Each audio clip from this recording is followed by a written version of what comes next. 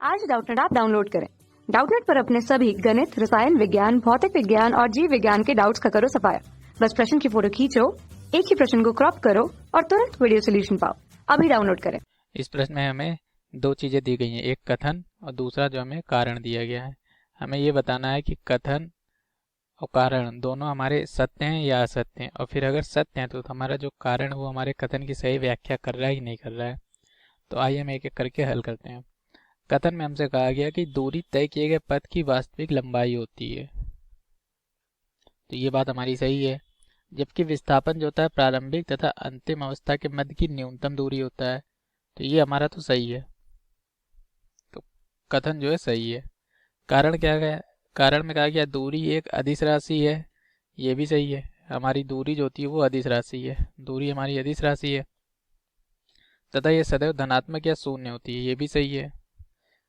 जबकि विस्थापन एक सदिश राशि है तथा इसका मान धनात्मक, ऋणात्मक, शून्य कुछ भी हो सकता है, तो ये भी हमारा ही सही है। तो कथन और कारण हमारे दोनों सही हैं। देखिए अब हम इसको देख लेते। दूरी क्या होती है? जैसे मान लीजिए ये बिंदु ए है, ये बिंदु बी है, तो आपको ए से बी तक जाना, आप इस तरह से घूम फिर के जाइए, यहाँ पे आप पहुँच गए। मान लीजिए यहाँ से इधर से चले, ऐसे गए और फिर यहाँ पे आप पहुँच गए, तो ये पूरा जितना आप घूमे फिरे ये सब दूरी कहलाएगी। लेकिन विस्थापन क्या कहलाएगा? इनके बीच की ये न्यूनतम दूरी, सिर्फ इतने, ये हमारा विस्थापन कहलाएगा। तो ये हमारा दूरी विस्थापन यहाँ पे जो दिया है बिल्कुल सही दिया गया है परिभाषा में।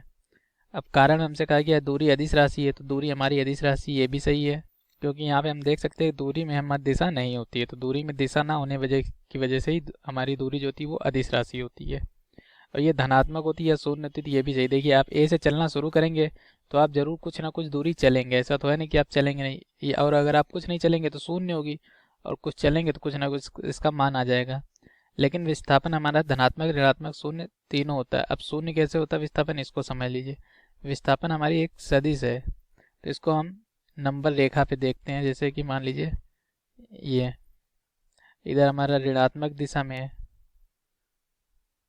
तो अगर यहाँ से कोई व्यक्ति चलना प्रारंभ करता है और वो हमारा इधर जाता है, तो हम कहेंगे उसका विस्थापन जो हुआ वो -1 हुआ है, और इधर हुआ है -1 और इधर जाएगा तो हम कहेंगे +1 हुआ है। अब वो कहीं नहीं जाएगा तो मतलब उसका विस्थापन जो वो शून्य है।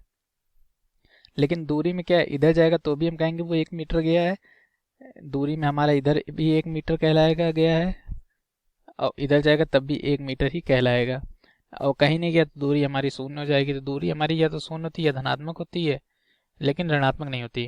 तो ये दोनों सही है। लेकिन कारण इस बात को कहीं से भी स्पष्ट नहीं बता पा रहा है कि दूरी जो होती है तय किए गए पथ की लंबाई होती है, और विस्थापन जो होता है ये दोनों के बीच की न्यूनतम दूरी होती है। इसको कारण जो है कहीं से भी बता नहीं पा रहा है। तो इसका सही विकल्प जो होगा विकल्प नंबर दूसरा होगा। कथन एवं कारण दोनों सही है, लेकिन कारण जो है स्पष्टीकरण नहीं है। कारण तो ये बता रहा है कि दूरी सदिश है, अदिश है, ये सब बता रहा है। तो यही जो हमारे इस प्रश्न का सही उत्तर क्या होगा? विकल्प नंबर दूसरा। तो ये हमारा प्रश्न हल हो गया। धन्यवाद। कक्षा 6 से 12वीं से लेकर नीट, IIT, JEE वो एडवांस के लेवल तक 1 करोड़ से ज्यादा छात्रों का भरोसा। आज ही डाउनलोड करें डाउटनेट ऐप या व्हाट्सएप करें अपने सारे डाउट्स 8400 400 400 पर।